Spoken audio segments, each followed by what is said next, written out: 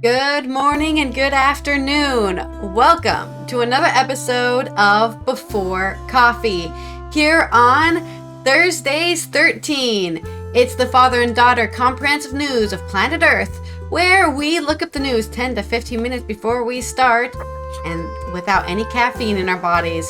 Let's look at those headlines. Today on Before Coffee, 23 Filipino seafarers rescued from drifting tanker attacked in Red Sea. In more shipwreck news, we update the Superyacht that went down off the coast of Italy. European deaths from heat and cold expected to climb to 13.5% by 2100. On Thursdays 13, we count down 13 countries where defendant J. Trump may escape to. In culture news, I just wanted to help people. How Tanya Smith stole $40 million, evaded the FBI, and broke out of prison. And it's National Tooth Fairy Day. So make sure you check under your pillows this morning. There might be some cash on August 22nd, 2024 on Before Coffee.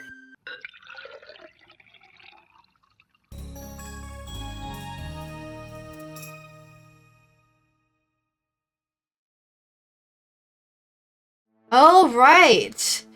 That's a lot of news and a lot of lists. So let's get started with our first story with a lot of saves. This is from Michael Abad on the Rappler. The European Union's Red Sea naval mission rescues the crew of the MT Sunyan, most of whom are Filipino. This is coming out of Manila. 23 Filipino seafarers aboard the MT Sunyan have been rescued by a European Union naval mission following a missile attack on the tanker in the Red Sea, an official from the mission told Reuters on Thursday, August 22nd. 23 Filipinos comprise the majority of the 25-member crew aboard the MT Sunyan, which was attacked in the afternoon on Wednesday, August 21st, Manila time. The two other crew, who included the captain, are Russian. Yemeni Houthi rebels, who had been attacking international shipping in the Red Sea and Gulf of Aden in connection with Israel's war against Palestine militant group Hamas, have yet to claim responsibility for the attack. However, Migrant Worker Secretary Hans Kakdek said it appears to be a Houthi attack. I personally am in communication with one of the crew members, and understandably they are anxious, said Kadak in Thursday's, or the 22nd, today's press briefing with local reporters held prior to the report of the rescue by the EU's Red Sea naval mission, Operation Aspides. None of the Filipino seafarers reported injuries, according to the Department of Migrant Workers, DMW. Two small boats repeatedly attacked the Greek-flagged tanker, hitting it with multiple projectiles around 77 nautical miles west of Yemen's port city of Hudayrah. According to the United Kingdom Maritime Trade Operations, UKMTO, there was a brief exchange of small arms fired during the incident. In later update, the UKMTO said the ship reported another attack that caused a fire and led the vessel to lose engine power and its ability to maneuver. The attacks caused the ship to take in water, but not enough to sink it, making the ship go adrift. Citing reports made by the DMW, Kadak said the tanker would no longer be able to resume its voyage due to damage to its engine, but it had enough food and necessities on board for the crew to survive prior to their rescue. Isn't that lucky? The Philippines has so far recorded at least 9 grave incidents in warlike zones affecting Filipino seafarers. One major incident involving the Galaxy Leader vessel, which had 17 Filipinos hostaged aboard the Houthis since November 2023. There was also the incident on bulk carrier True Confidence, where 2 Filipinos died in an attack in March. Another notable incident was the attack on the MV Tudor in June, which led to a Filipino seafarer going missing. They're focusing on Filipinos because it's a Filipino paper, by the way. This is I'm sure other people were also hurt and taken hostage, but that's their focus, is just other Filipinos who were affected by these attacks. As of the 22nd of August, there are no new updates on rescuing the 17 hostages and finding the missing seafarer. Philippine authorities continue to work towards recovering them. In the Philippines' current deployment policy, all Filipino seafarers are banned from working on passenger and cruise vessels traversing the Red Sea and Gulf of Aden. While having the right to refuse sailing, Filipinos may still be deployed to cargo vessels in the conflict-ridden areas, but are entitled to double compensation and other benefits if they choose to take the risk. Cadec said all protocols were followed with the Sunyan crew. The department was aware that it would traverse the Red Sea, and the seafarers had consented to continue the voyage. However, the DMW also has a department order saying that once a ship has been attacked in a warlike area, the principal or ship owner will be barred from boarding Filipino seafarers on any of its voyages navigating through the Red Sea and the Gulf of Aden. There are 3 ship owners with this restriction, with the DMW intended to add 6 more, including Sunyan's principal. Cadec said the DMW was open to amending its deployment policies, and its officials are set to meet with the International Advisory Committee of Global Maritime Affairs on Friday, August 23rd. So there's your update on the rescue of the MT Sunyan and its 23 Filipino seafarers. I don't know if there's more than, I think that was all of them. So they've been rescued by the EU. Let's say the EU doesn't do nothing. At least it was rescuing people in the Red Sea. Here's your update on that. People need a rescue. Okay, well, from seafaring rescues to ones that didn't quite turn out so well, this is from the Business Insider, and we update on the names of the people who have been identified.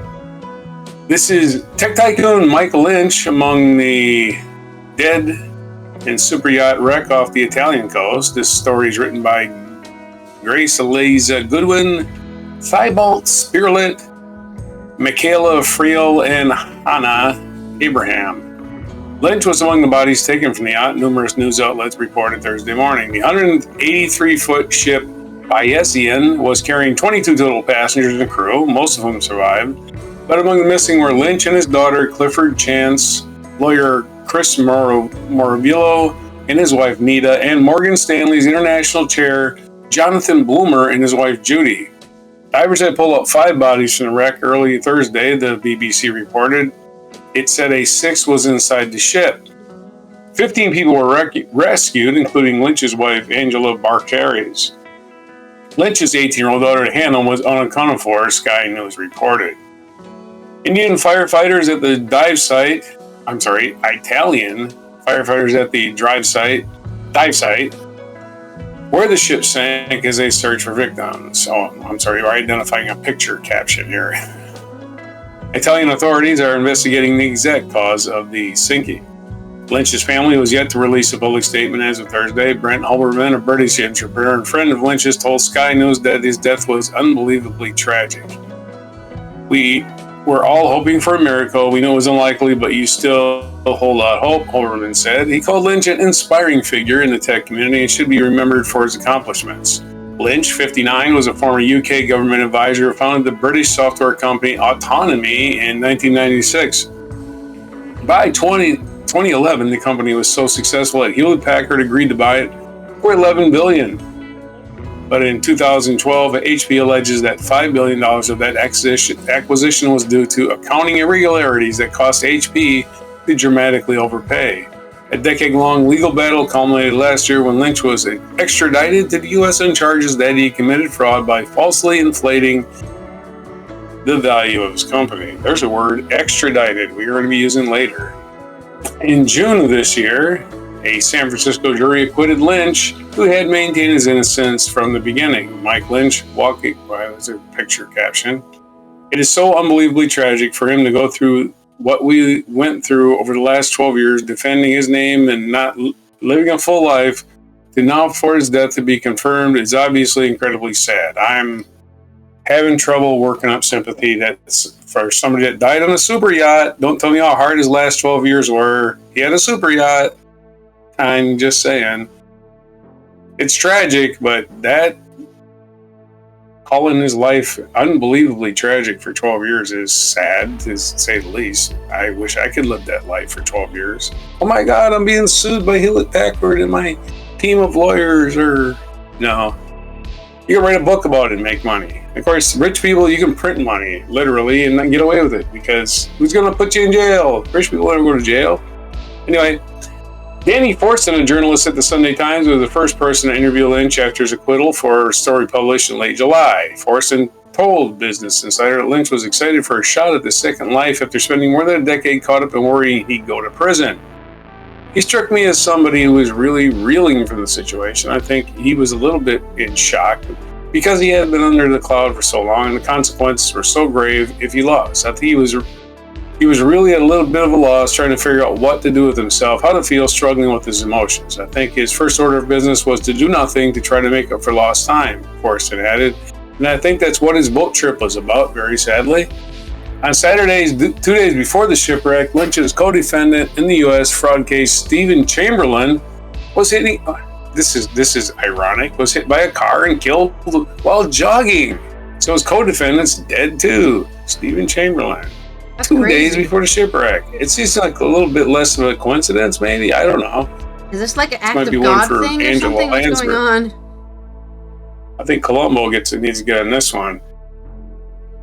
It's almost like a Greek tragedy. What has happened to him and Chamberlain in the past few days? Richard Holloway, MBE, an IT analyst, a friend of Lynch, told BI, which is Business Insider. Holloway also reflected on Lynch's legacy as a boss and entrepreneur. Even though people say that perhaps he was a hard person to work for, I think people actually like somebody who can be tough and hard and make sure that things get done. I think he's one of those people, Holloway said, adding that Lynch liked loyalty and always repaid it. Who doesn't like loyalty? Another friend of Lynch, common current. I wish everyone backstabbed me all the time. Yeah, I need somebody I got to worry about constantly. Common current CEO Warren Kalzig, who knew Lynch in the 1990s, told Business Insider that Lynch enjoyed coming over from England and hanging out at Carlin Zig's office. He would just shoot the breeze about Bayesian logic, which autonomy was based off, and Thomas Bayes, Carlin Zig said, adding that Bayes, who was Lynch's hero, also died at age 59. Is there a 59 club? Maybe not. I saw the HP buyout and all the controversy with that, and I was questioning, is this the same person? Because he looks so different from the super energetic, alternate looking guy with the longer hair and a goatee. Carling said of Lynch. Carling said added that people in Silicon Valley are shocked that this tragedy happened with such a wealth, but not by security. Well, he was kind of cheating on a stock deal, so that might have something to do with his health problems, right? Maybe he got taken out by the people he defrauded, you know? I don't know. The case had been settled and thrown out. He wasn't going to prison. The next thing you know, him and his co-defendant are dead. Was Putin involved in this? That's it makes really me wonder. weird. Did he fall out of a window? Fell out of a window. Yeah. In the weeks following his acquittal, Lynch told Forreston that he had grown more spiritual as considering what he called St. Peter questions about heaven and hell and what it all means. All good for him. Took him all of that.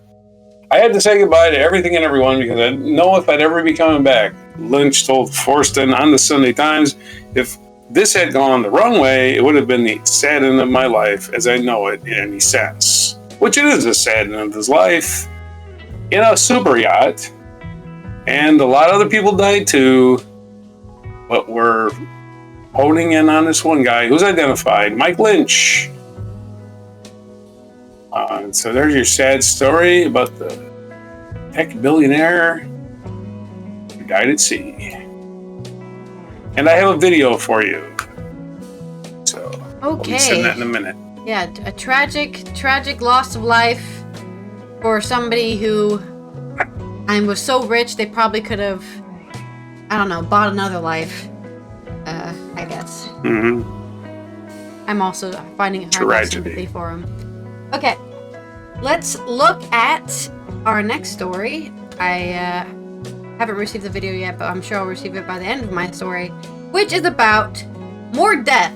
Yeah, that's right. A report has predicted that European deaths, so the Northern Hemisphere probably, is expected to climb 13.5% when dying from heat or cold.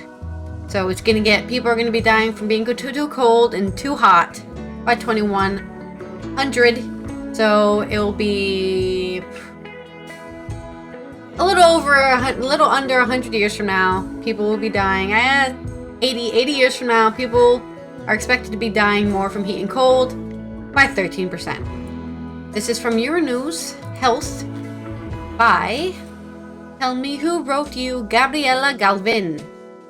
Extreme heat and cold cause approximately 407,500 deaths in Europe every year. That's almost 500,000. If nothing further is done to combat climate change, an additional 55,000 people will die annually by the year 2100, a 13.5% increase, according to new estimates from European Commission researchers. Currently, the vast majority of Europe's temperature-related deaths are tied to cold weather. But extreme heat will become an increasingly lethal challenge, especially for people who don't have the houses for it. Like the UK, who, whenever they go through a heat strike, they have to tell everyone how much they're suffering because their houses are not built for hot weather. And they're not meant to, air them out. People are dying in their own houses, basically cooking themselves. Particularly in Southern Europe, where it will get very hot in areas with more elderly people, according to the study, which was published in the Lancet Public Health Journal. The analysis assumed a 3 degrees Celsius increase in global warming, which is at the upper end of the current trajectory, according to the latest United Nations estimates. It also doubled the 1.5 degrees Celsius goal set by the Paris Agreement. Europe, like the rest of the world, is facing a growing number of extremely hot days, and countries are not prepared for the impacts this will have on the health of their populations. Madeleine Thompson, head of climate impacts and adaptations at the UK-based health foundation, the Wellcome Trust, which was not involved in the study, said in an email. The researchers analyzed the data for nearly 1,400 regions in 30 countries across Europe to estimate the number of deaths from extreme heat and cold weather over time, and took population aging into account to predict how these levels could change by 2100. That's right, we're living longer, but the Earth is not living longer for us. The approach allowed them to identify the hotspots where people will be worst affected in the future. Juan Carlos Ciscard, one of the study's authors and scientific officer at the Commission's Joint Research Center, JRC, said in a statement. Between 1991 and 2020, so that's 30 years, 30 more years. How old? More than 30 years.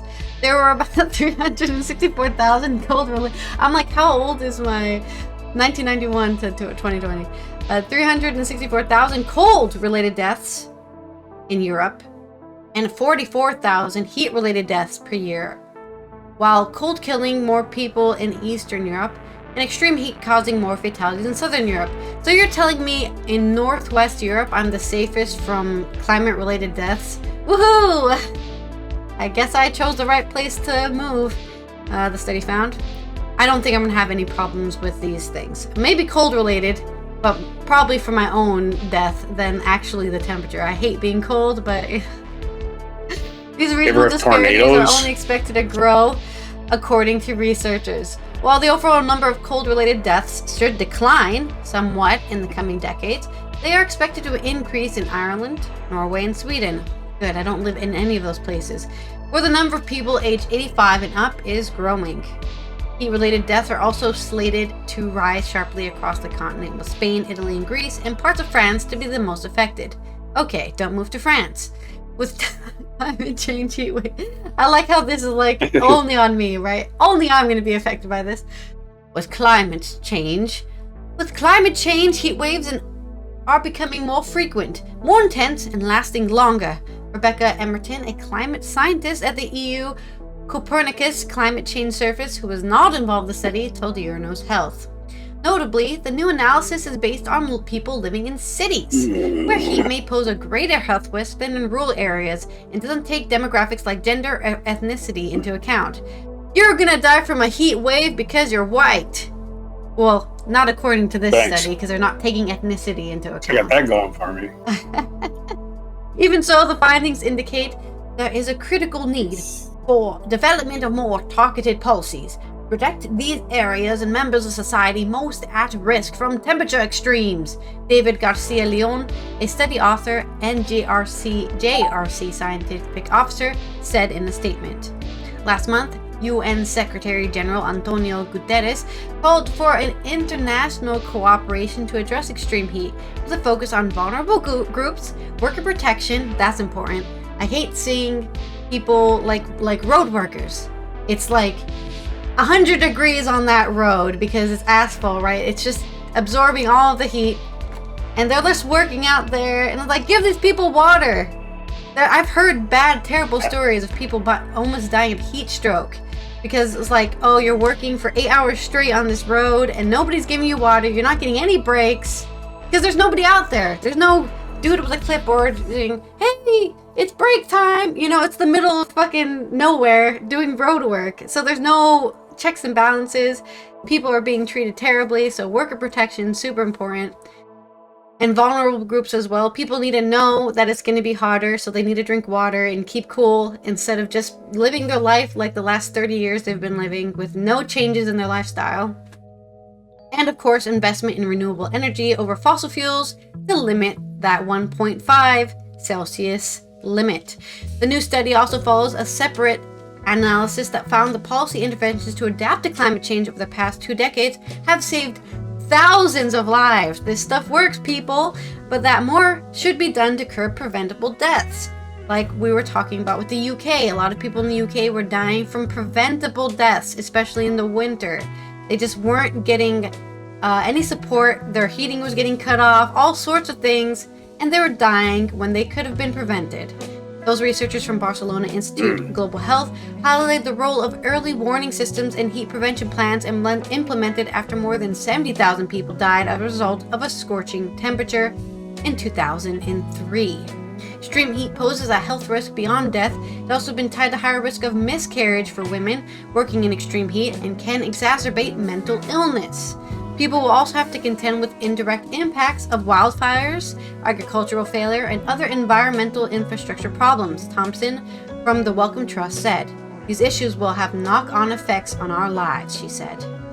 So there is your news on getting ready, even if it doesn't happen, even if we fix everything by 2100 and we're back to the temperatures of the 70s or something.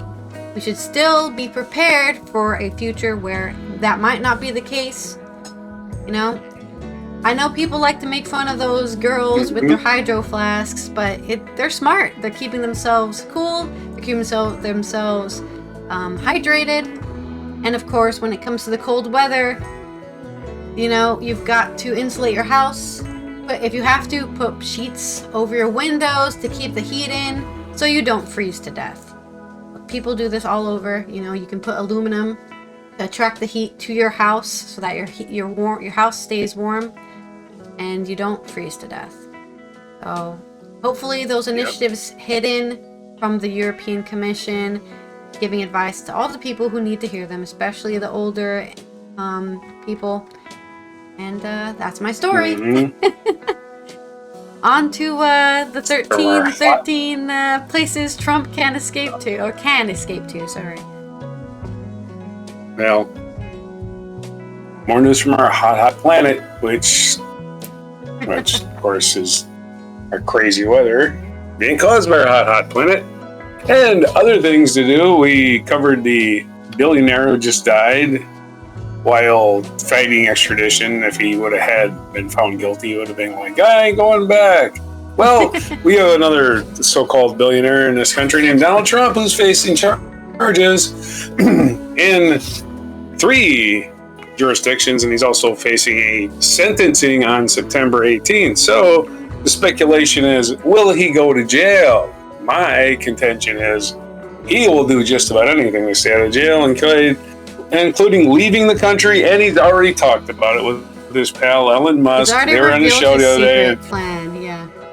And Trumpy was saying, we might have to do this show from Venezuela. I was like, that got me to thinking, Venezuela, what an odd choice. But hey, they have golf courses.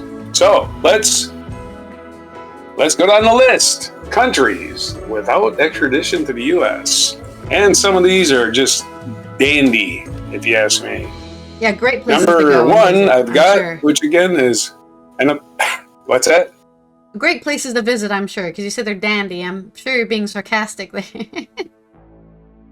Some of them are actually, but okay. not all of them. Speaking of which, our number one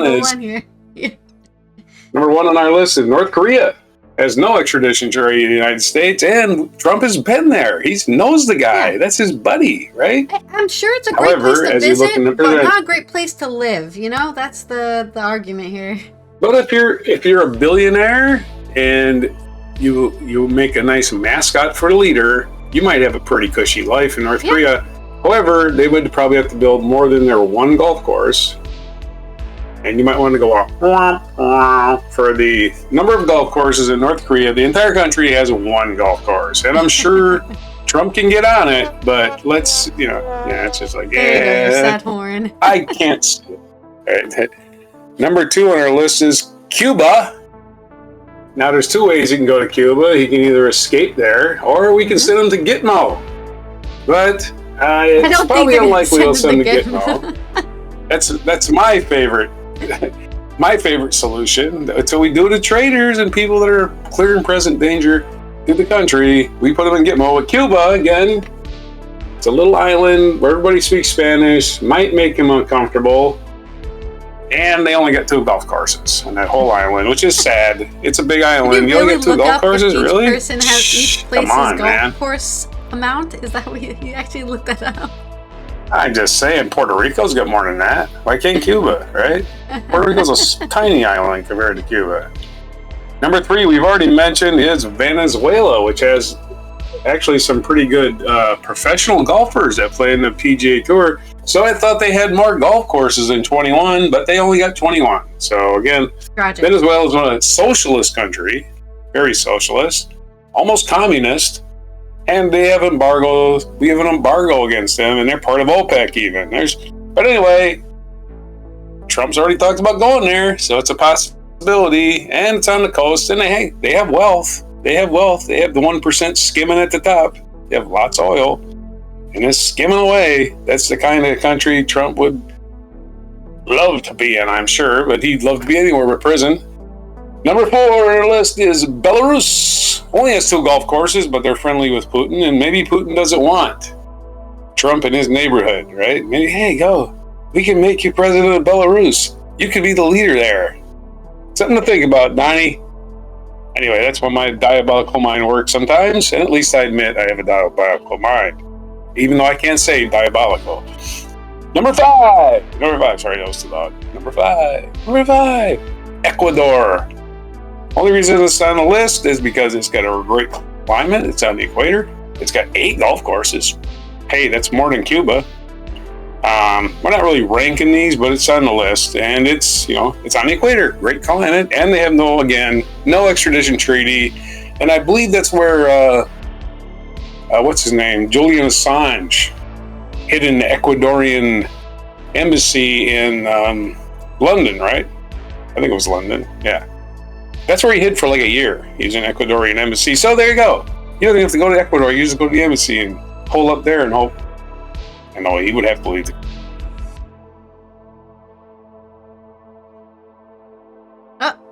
Oh, we've lost him. No. What's that? Oh, there you are. You're back. We disconnected for a second there. You're back. Okay. Am I back? Am I full? You're back. Am I fully pixelized? No, you're good. Yeah. Be able to get the part about Ecuador? Yeah. The next one. Number 6 is Bolivia. Bolivia, probably not a lot of golf courses, probably less than a dozen, I'm guessing. But Bolivia, again, a South American country, it's a wild card in this. But again, why? That's where, don't forget, that's where Butch Cassidy and the Sundance Kid ran to, Bolivia. So maybe he's a big fan of Westerns. I don't know. Number 7, of course, the good old friend Vladimir Putin, Russia. Oh, yes, we didn't forget Russia, but it's war-torn at this point. Does Putin really want him around? If they do have 32 golf courses, that means, every week he can send them off to another golf course, and go, hey, Go play with my pal, the oligarch. You know, the guy. I really who I'm gonna believe have that fall out a window. nobody likes this guy, and the only reason they have him around is they think he's gonna have power, like, you know, being a president or whatever. And then if he actually tries to run away to Russia, Putin's gonna be like, "This guy's annoying. Get him out of my face," and throw him in a gulag. I think the short term. I think the concise and pithy term for what you're trying to say is useful idiot. Yes, useful idiot. No? Okay. He's a useful idiot. Okay. Number 8, Syria. War-torn Syria has one golf course. I don't think it's likely, but hey, it would be poetic justice. Number 9, Brunei. I had to look up Brunei. It's in the island of Borneo, which is over by Singapore and Malaysia in that area. It's a big old island, and half of it is Brunei, which is a rich sultan-like country, and they have 6 golf courses for a little island-type country. So Brunei would be a possibility. Again, no extradition treaty with the United States. Number 10, China. China's got 650 golf courses. That will keep them busy for a while. China's a big old country where you can get lost real easy, and I doubt the United States would ever even try to. They would probably try to negotiate something with China. Yeah. They'd be like, yeah, keep him there. Keep him there. Number 11, we glump these together as the Gulf states with lots of money and oil. UAE, Qatar, and Bahrain. And we list their golf courses at... UAE's got 26 golf courses. I think that's the United Arab Emirates, you know, Abu Dhabi. Yeah. Several other states. 26 golf courses. And everybody in these countries is friggin' rich. His kind of people. Yeah. So I think that's a definite possibility. Maybe one of them The will have most him as a ironic pet. on the list, Look at my orange pet. Look. And take him out and show his other friends. That's right. Yeah. And again, he'll be perpetually in the sun. He loves the sun. Number 12, which is probably the most ironic on the list, is Vietnam, which has 80 golf courses. And of course, Cadet Bone Spurs got himself 5 deferments from Vietnam. One for college, one for whatever, one for being a, special boy. And whatever else his dad could swindle the United States government out of and send some poor bastard in his place. This time, Vietnam can have him. Lock, stock, and barrel. Maybe put him in the Hanoi Hilton, so in the John McCain room. There you go. Anyway, that was the torture joke. The 13th and final on our list is kind of somewhat anticlimactic. Rwanda. Actually, it's very bottom list, very unlikely, but again, very fitting if you remember Idi Amin, the guy who used to run the place. So I would think Rwanda would be a great place for him to be surrounded by black people in exile with only 2 golf courses. So there's your list of places Donald Trump might escape to. And I probably left the one he actually goes to off the list. So might be Iceland, right? Could be anywhere. I don't think so. Iceland definitely extradites. Iceland is definitely an extraditing country, man. They do not have not with the United States. They don't have extradition treaties. Some of the countries listed for whatever reason. Probably the United States pissed them off somewhere along the line. Yeah. Iceland is such a nice place. I would live there if I were rich. It's not exclusively about being a nice place or not a nice place. But it's very nice to live there. Yeah. Well, I may have just shot from the hip on Iceland, but I'm just... There's countries that are, we don't necessarily hate Ecuador either, but we don't have an extradition treaty. But I'm an extradition treaty with Colombia, right? Yeah. So it's all individually negotiated. For sure. And we don't have an extradition treaty with Russia either, but we just got a bunch of prisoners from them. So it's all for negotiation. I mean, if Trump annoys Putin enough, he would just be sent back anyways, I think. I think Putin's got his own troubles. I think the problem with Trump would just have Trump. If he went to Russia, Putin would just get rid of him. I think he would. Yeah. Yeah. This guy here. I'm genuinely think everyone around him is just dealing with him in hopes that they'll get something right from it at the end. I don't know if anybody's actually like, you know what? I actually enjoy hanging out with Trump. He's so fun. Like, I want to meet that person. Yeah. Because I don't know if they exist. Yep. And if he does go, right, and Putin will get sick of him. And if he does go to Russia, do not go in a building that has more than 2 stories.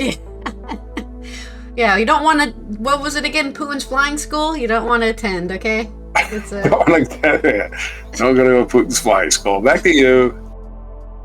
Okay, let's go and look at, speaking of swindlers and demagogues and people who defrauded, let's look at this story, which I don't know if you heard of this. You're probably more alive than me in 1988, because I wasn't alive. About Tanya Smith. This is from Hannah Davies on The Guardian. On January 5th, 1988, Tanya Smith, then 2 years into a 13-year prison sentence in West Virginia, walked out of her cell and kept on walking. Smith, who had been convicted of a bank and wire fraud, wanted a shot at an appeal. Having grown increasingly desperate, she hatched an unorthodox plan to try to win her freedom from the outside. With the help of an accomplice, she disguised herself as a lawyer and floated confidently past security guards who observed her every move. Like many elements of Smith's life story, it sounds as if it was ripped straight from the pages of a pulpy thriller. When I reached the gate, I turned to the guard standing at the doorway and waved, writes Smith in her action-packed memoir, Never Saw Me Coming. He squinted as if he was seeing someone he knew. I smiled and waved again. A heavy lump formed in my throat. At any moment, someone could realize I was missing and the alarm would sound. Despite her nerves, Smith says she knew her plan would work, and it did. Sitting now in the immaculate sage green kitchen of her home just outside Los Angeles, the 64-year-old appears content and humble, in keeping with the book blurb that declares she is enjoying the peace of a suburban motherhood. She tears up a few times during our call. With a call with Hannah. When she thinks about the strained relationship she has with 2 of her 3 children, for example, but there are frequent flashes of the brilliance and confidence that helped her pull off a daring $40 million scam that the FBI struggled for decades to unpick, in which they doubted a black woman could be capable of orchestrating. Oh no, let's bring the race in here. No way it's this lady. Where's the white guy who we can put in prison? After a while, Hannah stops asking her whether she ever worried that any plan of hers wouldn't work out, because the answer is always no. She was confident from the get-go. As for a prison break, she says, I wasn't sure how I was gonna do it, but I knew I was gonna do it. Knew I'd figure out a way. I usually do. When my brain kicks in and there's something I gotta do, I'll make sure it happens. Wow, I wish I could be like that. You know what? I need to become a millionaire. Let's just go. Defraud 40 mil. Woo! Let's go. I'm gonna do it because I believe in myself. Never Saw Me Coming is a story of Smith's rise to infamy, which eventually saw her cornered by the Secret Service and the FBI. She was handed down a string of considerable, seemingly vindictive sentences for the initial fraud, at a level almost unheard of for white-collar crime. It's because she's black. Gonna say it now, she was punished more because she's black. If she was a white guy, they would have been like, here's a little nice prison sentence, you get 10 years, and you can go hang out in your house, you can have house arrest. But when she was captured 8 months after breaking out of prison, she was facing 24 years behind bars, thanks partly to being implicated separately in her ex's crime. Oh, of course. Oh, let's get this woman even more. How dare she get out of line? Go do some blue-collar crime like you should, you black woman. I'm just adding this stuff in. I have no idea, but I wouldn't be surprised if that's what they thought. In 1988, I could believe they were like, what does she think she's doing? She should be go selling drugs on the street or something. Why is she defrauding people? That's, somebody like Rod should be doing that, not her. Hey. I could believe it, right? That they punished her more because she was black. You can't prove it, but if somebody told me, I would believe it. Smith's early life couldn't have been more sedate. She and her 5 siblings, including her identical twin sister, I'm sure that helped with the defrauding, Taryn, not her real name, but one Smith uses in the book, had a secure and loving upbringing on the north side of Minneapolis. Her parents had met while studying a historically black Christian university and became community leaders. Her father opening a theater that became a hub for black and working class culture. Homeless and otherwise disadvantaged people were regularly welcomed into the family home.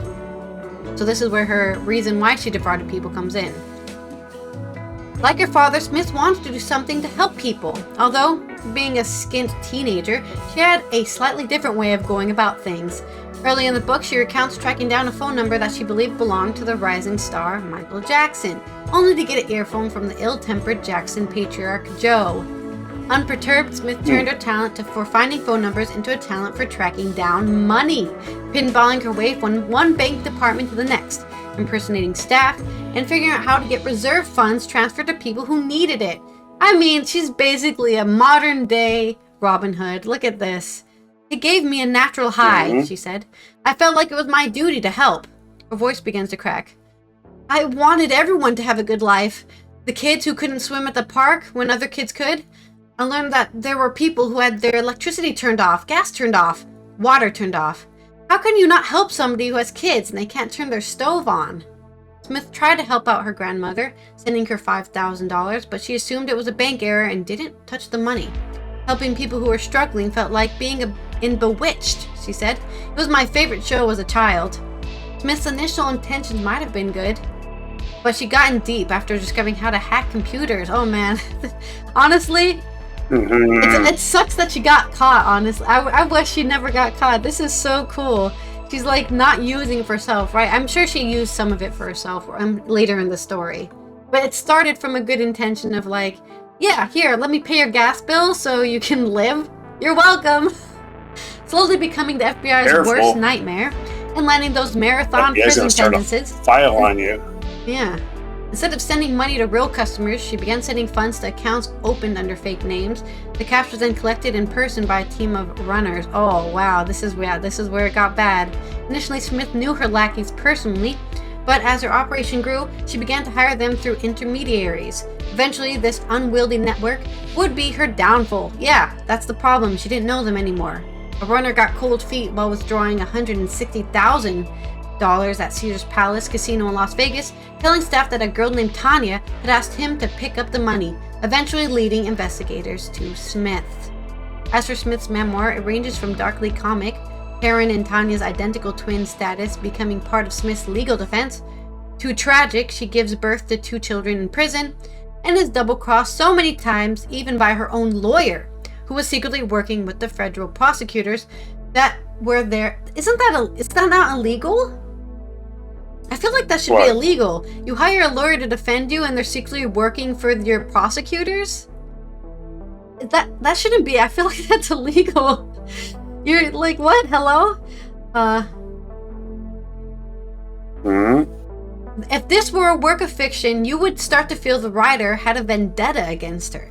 While the prison break was a success, albeit temporarily, it put her back under the control of an abusive partner. Through it all, Smith remained determined to get her sentence reduced, propelled by her outrage at racist assumptions from the FBI detectives. Okay, here we go.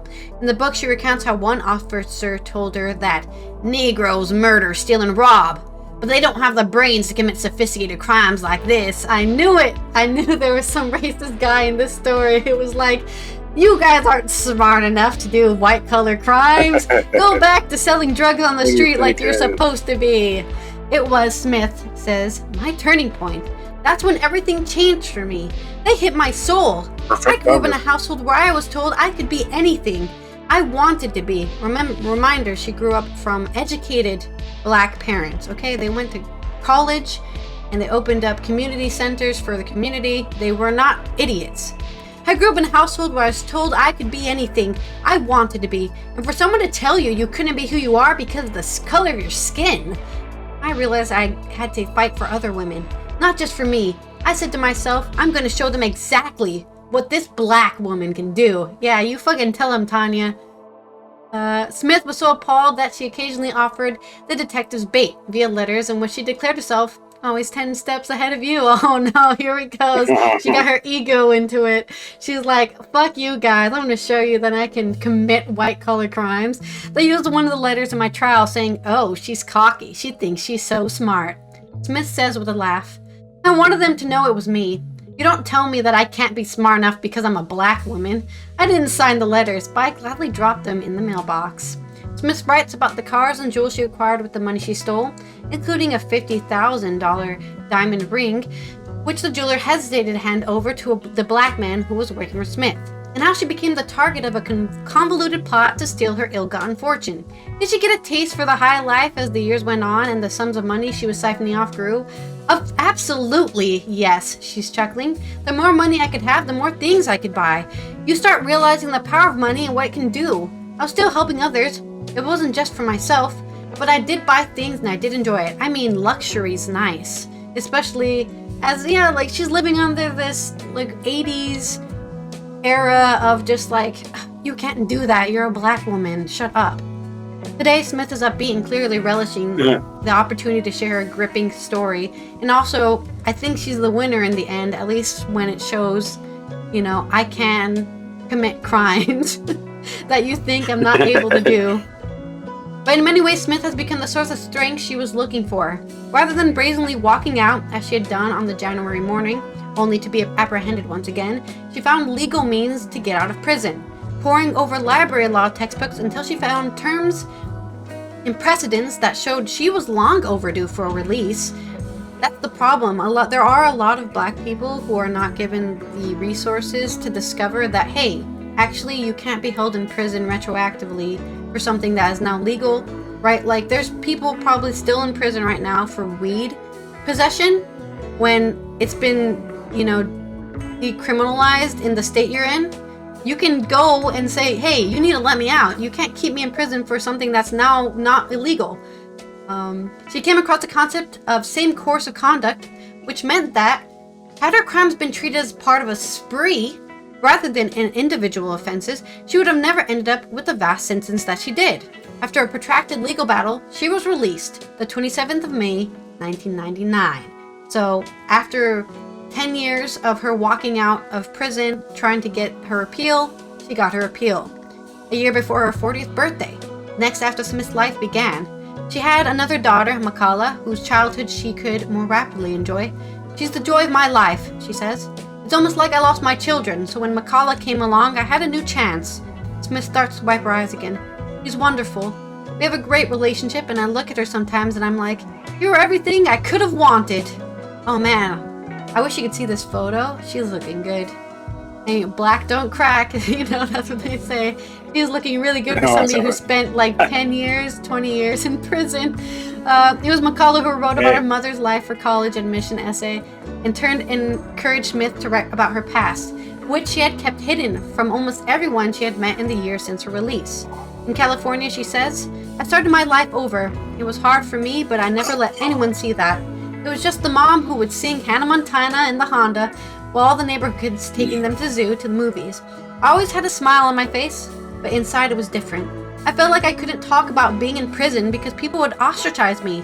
People would just be like, I don't want to be around you. I don't want my kids around you.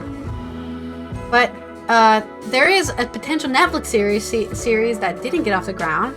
Smith can't go into much detail, but relations remain warm with Issa Rae, the showrunner of Insecure, who was slated to produce and describe Smith as my hero. I mean, she's my hero. She's my new hero. I mean, maybe not the defrauding bit, but the whole kind of get-go attitude of like, you can't tell me what I can't do.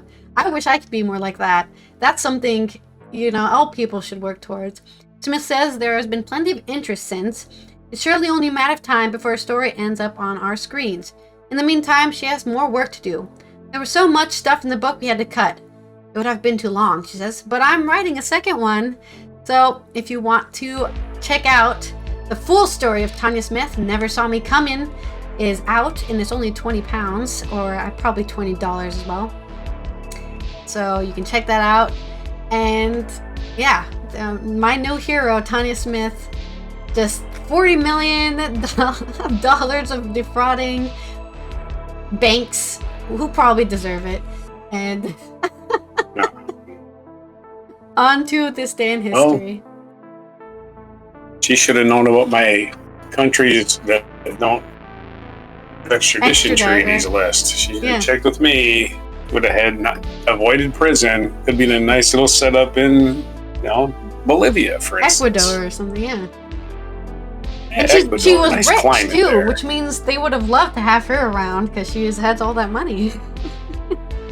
Yeah, if it was me, myself, I'm thinking Brunei. I think I like that setup. It's like a perfect climate, right, on the equator.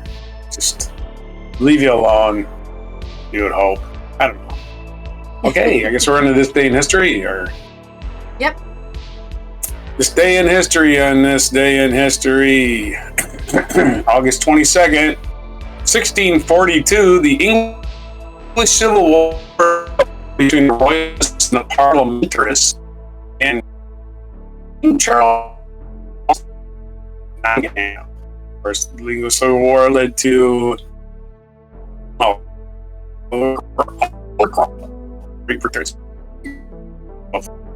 you're disconnecting.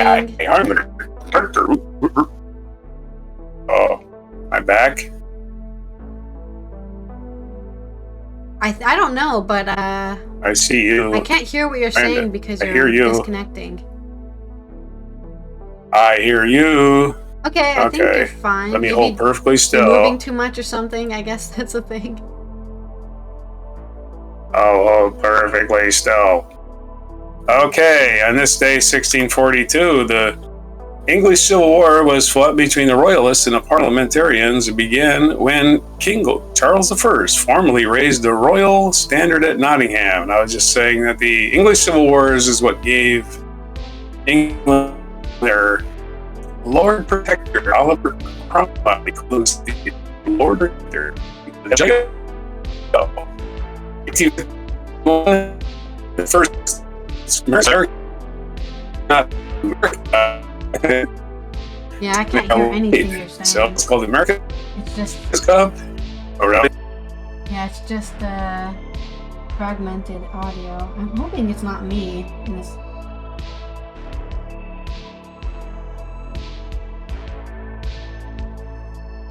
Maybe disconnect and reconnect to the channel, I guess. Maybe that'll fix it. Yep. My mic on. Alright. My mic's on. Camera's on. Better? Yeah, but it's just like... Yes, no, maybe? Disconnecting, right? Your audio just sounds like robot noise. Choppy. Yeah. Yeah, get up and do something. Do a dance. Do the internet dance. Like a rain dance. Yeah. I mean, it's fine now, but it's just like, I don't know why it sounds okay. We'll plot on through this section. The first America's Cup was won by the American yacht America in the race around the Isle of Wight on this day in 1851. The classical composer, hello, what's going on here? I can't scroll? Why can't I scroll? There he goes. I'm scrolling. Okay. I was. Hope I clicked on another page. That's what happened there. I'm back to scrolling. Oh, my internet's locking up. My whole thing's locking up. Okay. Yeah. In 1862, French composer Claude Debussy, a seminal force in the music of the 20th century, was born in Saint-Germain-en-Laye in France. In 1865, William Shepard received the first U.S. patent for liquid soap. He's the soft soap guy. In 1893, on this day, American short story writer and poet Dorothy Parker, especially known for her wit, was born. In 1904, Chinese Communist leader Deng Xiaoping was born.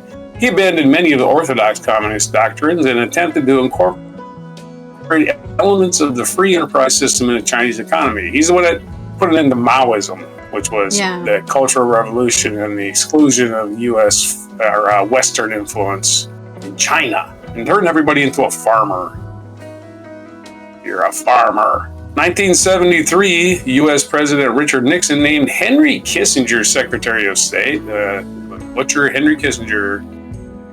1978, rebel Sandinistas occupied the National Palace in Managua, Nicaragua, holding more than 1,000 hostages for 2 days in opposition to the government of Anastasio Somoza Debate. In 1989, on this day, in a game against the Oakland Athletics, Nolan Ryan of the Texas Rangers struck out Ricky Henderson to become the first major league pitcher to register 5,000 strikeouts. He ended his career with a record-setting 5,714.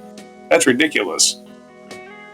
2004, The Scream, a painting by Edward Munch, was stolen from the Munch Museum in Oslo, Norway. It was recovered 2 years later, and it screamed the whole time. It's still Wait, are screaming. you telling me the day. Mona Lisa got called The stolen Scream. yesterday, and then the Scream got stolen today? That's crazy. Well, the Mona Lisa was stolen in 1911, I think. So Yeah, I'm just saying, like, The right, two Scream, dates next to each other. perhaps to commemorate it, huh? Yeah. They would have done it a day earlier, but they couldn't get in or something. Anyway, they got it back in 2 years. The Scream was already famous before it was stolen, though, unlike Mona Lisa. Our featured event in 1485, the Wars of the Roses ended in England. Henry Tudor, the future Henry VII, defeated the Yorkist king Richard III in the Battle of Bosworth Field on this day in 1485, effectively ending the War of the Roses and established the Tudor dynasty on the English throne. They gave you their greatest hits like Queen Elizabeth and Henry VIII. And the featured biography is Henri Cartier-Bresson, a French photographer born on August 22nd, 1908 in Chanteloup, France. I think that's how you pronounce it. And died August 3rd, 2004 in France, he just says. Other famous birthdays today. We covered Deng Xiaoping. Ray Bradbury's birthday today. Fahrenheit 451. Born in 1920, so a happy 104th birthday to Ray Bradbury. Something that people in the Republican states are trying, the red states are trying to do, you know, burn the books. Burn that book. Yeah. Burn that book. Norman Schwarzkopf birthday today. Norman Norman, the United States General of the Gulf War. He was born in 1934. Happy 90 if he was around. Bill Parcells, American football player, turns a bright, ripe age of 83 today. He was born in 1941. And James Corden, British actor, writer, and television personality, was born in 1978. So, James. Now, let's leave his anatomy out of it. He's famous for being very nice to celebrities, and then if you meet him in as a normal guy, he'll just be complete dickhead. That's what he's famous for. He's a status seeker, is what he is. He's a status seeker. He's guilty. He's like famous by association. Please like me. But he did have that car karaoke thing. It was pretty good. Segment, which is quite funny. So I'm not all down on James Corden. Just whatever. That's what you do a celebrity. Didn't he replace?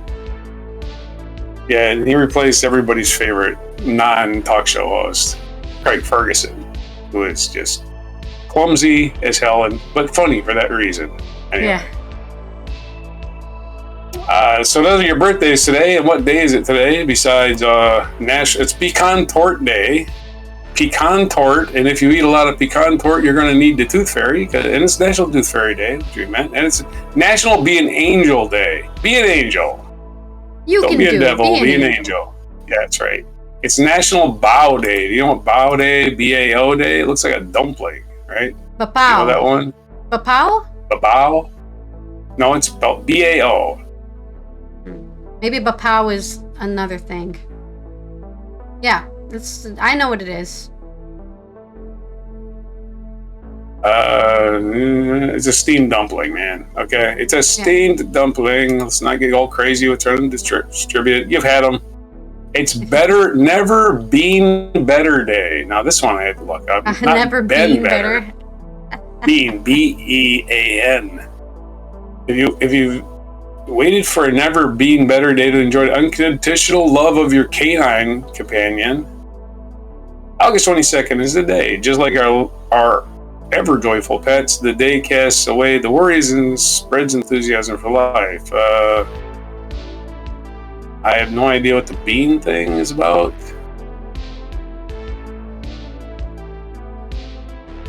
Never been Bear. Name of a dog. It's named after a dog, I guess. There's a dog that it's named after a specific day. Okay, a fairy dog, basically. Every dog has this day, and today is that dog's day. All right, and it's also National Surgical Oncologist. That's right. It's National Surgical Oncologist Day also today. Oncologist is cancer, basically. So we want them guys to be really good at their jobs.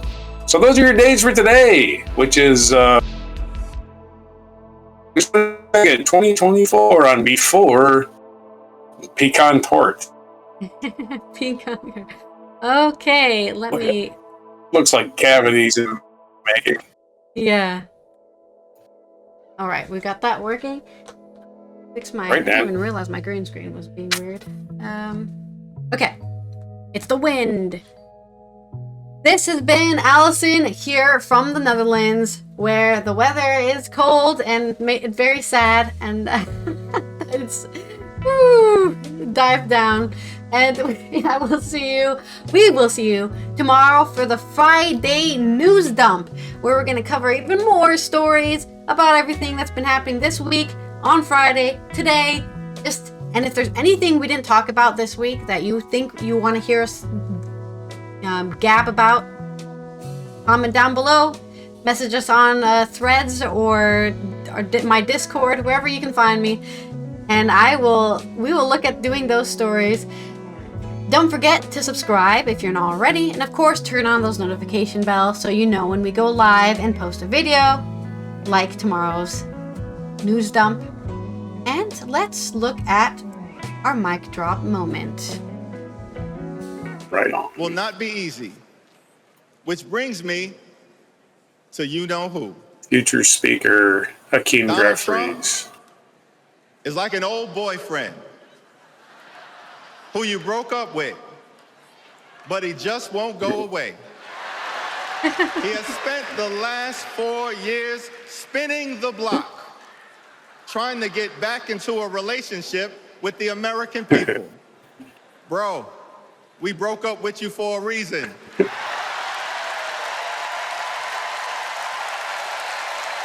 Trump.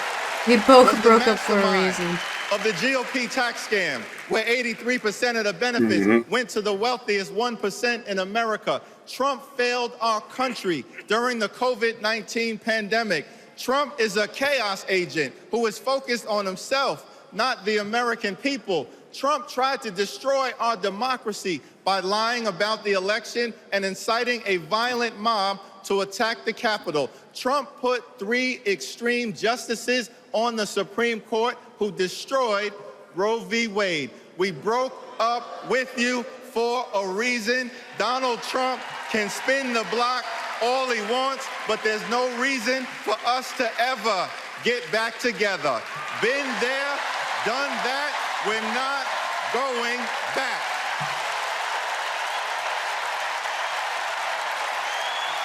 There you go. Kamala Nice. Harris. Hell yeah. Kamala Harris and House Democrats will always put people over politics.